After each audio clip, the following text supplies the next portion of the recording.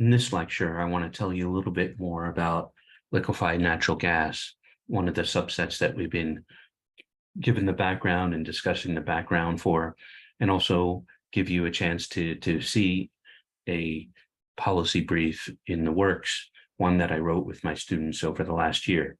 So this policy brief looks at BC's policy towards natural gas and questions some aspects of that policy. I think it had some influence on the provincial government, which has now seemingly changed directions in terms of its natural gas policy. And so what we see is that the LNG policy has been pretty controversial. There was hope initially under the Christy Clark government that this would lead to a huge economic boom, including employment and royalties. But more recently, what we found is that there are questions about whether that boom would actually appear, and also about the environmental effects of LNG. And so our research questions were whether it makes sense to continue for the provincial government to continue subsidizing and supporting the natural gas industry when it's going to lead to such a huge increase in emissions. The primary response from the provincial government was that, well, this will help to phase out coal in Asia. But for the reasons we discussed in the policy brief that you will read, you can see that we have raised some questions about whether that actually makes sense. Let's start by talking about the LNG supply chain. So as we've already discussed, there are efforts at the drilling sites and through fracking to develop natural gas. However, the next step, as we've alluded to, is to really cool it down to minus 256 degrees Fahrenheit so that it becomes more condensed, and one can therefore change it to a liquefied state. This requires, of course, huge amounts of energy and specialized compression and refrigeration techniques, not only in the port, but in the ships to transfer them. And then once you transport it on these specialized ships, you would need to regasify it or expand it out into pipelines or ship it through specialized railway cars and keep it compressed until it reaches the end user. And so you can see this shift from natural gas in pipelines towards liquefaction adds incredible amounts of costs. And so what we essentially end up with then is a bifurcated market for natural gas. On the one hand, you have pipeline natural gas, which is quite competitive with coal. And the other hand, you have LNG, which has lower emissions potentially, but requires a lot more investment and is more costly, and for which we don't yet have a lot of built infrastructure. So that's why LNG becomes a much riskier proposition. But remember, you can't build pipelines across oceans. So if you want a global market for natural gas, then you probably need to liquefy it. BC is blessed with lots of energy sources, not only hydro, but also natural gas.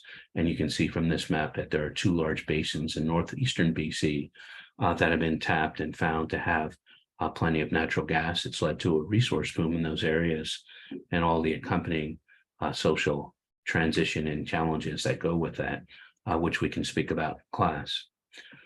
So the starting point, of course, from an economic point of view is there really a market for LNG, for BC LNG? And the answer has to be, yes, it appears that there is. That is, we have large importers in East Asia, and of course, more recently in Europe with the cutoff of Russian gas. But those suppliers to those markets are actually closer than Canada is. If you think about Malaysia or Indonesia or even Australia, in terms of distance, or even Qatar and its well-developed infrastructure around natural gas and its proximity to India, there are major advantages. Now, if we start talking about the EU, well, the US and potential suppliers in North Africa are much closer than Canada does. So immediately we have a late start in terms of building out our infrastructure and a economic competitiveness issue in terms of proximity to the markets. And as you can see from one of my students' graphs, the production costs in BC or Canada are cheaper than Australia, but much higher than in Qatar in the US. That's a function of both equipment and technological capability, cost of investment capital, and labor costs. And so we are at a competitive disadvantage from a number of points of view, beginning with the fact that pipeline gas is so much cheaper, and you have ready proximate sources from Myanmar, from Malaysia, from other areas within China, and potentially going into India.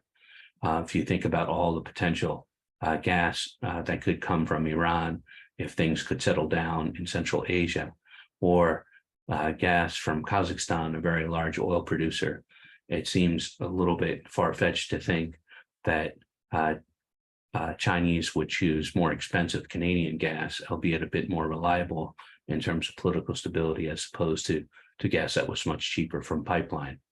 Now, Japan and South Korea may be in a different situation, although even these countries are much closer to Russia, which is another large gas producer and has already built pipelines into China. So the majority of China's domestic production still relies of natural gas consumption still relies on domestic production, and most imports are coming from a handful of Central Asian states. There is some investment by Chinese companies in BC, but they've kind of backed off over the years as they found other sources. The Russians obviously are willing to download as much natural gas as they can by pipeline. Of course, the Chinese don't want to rely too much on one particular supplier, but their stranglehold in Southeast Asia and over the Southeast Asian economies gives those economies a decided advantage as suppliers. Now, if we start thinking about EU, you would think, well, with this Ukraine crisis, they're cut off from, and they've decided to cut themselves off from Russian gas. They still have potential. So they do have current sources in Norway. They have potential sources in Algeria and Libya. These are volatile places, Algeria less so, but they are so close to the European markets. And then if you think about Azerbaijan, these are potential sources if this pipeline can be developed through Turkey for natural gas to be provided to the EU. So I think it's, and then on top of that, of course, we've already discussed the US and its closer proximity than Canada and certainly Western Canada to the EU. So we're at a decided disadvantage from a geographical point of view in terms of where the natural gas resources lie. In the Middle East in particular, we see huge investments going on in Qatar to become a primary supplier, and they're about 10 years to 15 years ahead of North America in developing their natural gas infrastructure. And so they're likely to be able to fill a large part of that EU gap. On top of that, we've already discussed the problem with methane leakages. These things are hard to detect, and so there is controversy about how much methane actually leaks from natural gas wells. And there are a few articles that we cite in the report that suggest that the methane estimates are much higher for BC and for elsewhere than has been previously estimated. If that's the case, then natural gas is extremely problematic in terms of greenhouse gas emissions.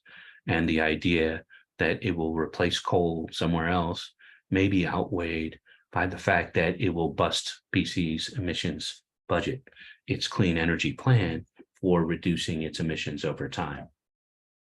There is always a possibility, of course, like with oil spills, for natural gas to create environmental hazards as well when it's moved through ports into liquefaction. Now you can see that excuse me, our Canadian greenhouse gas emissions have been relatively flat for some time. And that's based on an increasing efficiency of our energy use and cleaner energy use at the same time that we're ramping up oil and gas production. And where is that? Where are the emissions coming from in Canada? What you can see is oil and gas emissions are relatively flat. These are the blue bars here.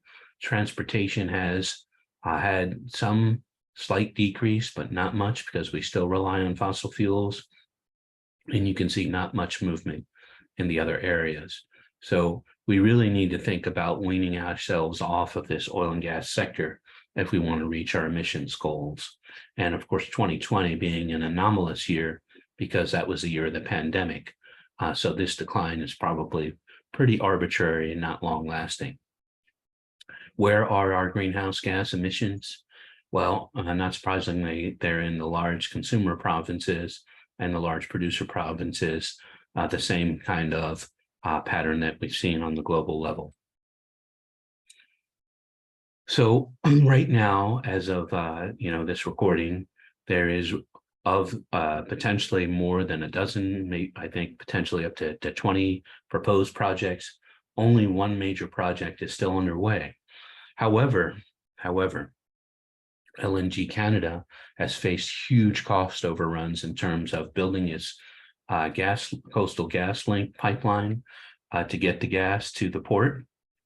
And it's faced First Nations resistance in terms of the Wet'suwet'en group, at least the traditional chiefs, opposing the pipeline. And so by the time this thing could get built, not only will there be huge cost overruns, but it may take several years, potentially up to a decade, to get it online. And by then, the EU may have resolved its EU gas problem through the mechanisms we've already described. So does it really make sense? It's hard to say, right? And so because of the reluctance of people to come into the natural gas sector, BC government decided to subsidize producers to come in with the thought that the royalties will more than make up for those subsidies. But so far, none of that has come to fruition. So we're providing subsidies for electricity, we're providing tax write-offs, and we're providing some guarantee of return to these companies if they'll come into the sector.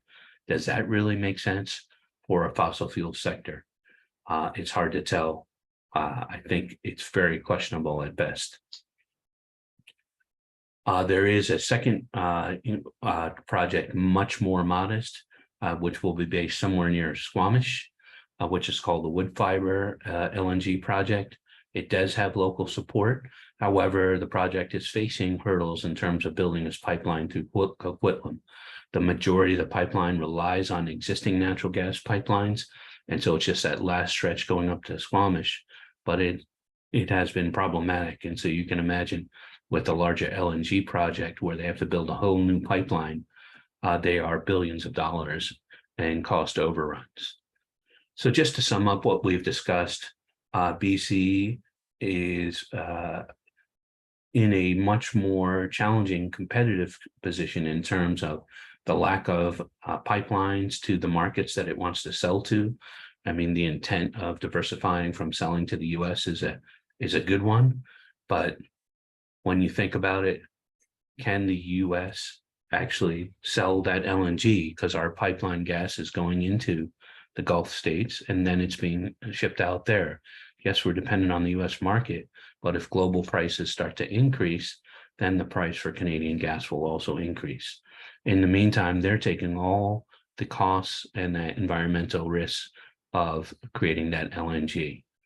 So to us, overall, it's a really questionable proposition about whether LNG is a viable sector in BC and whether it should be supported from the point of view of environmental challenges and the fact that it will really bust our clean energy image and our emissions targets. I would say in the meantime, if we really want LNG to support some form of revenues, then let it stand on the market, let it go through pipelines, or if the LNG producers really think that the market is so great, let them support themselves. Why should provincial taxpayers support an industry that's probably going to be phased out over the next decade?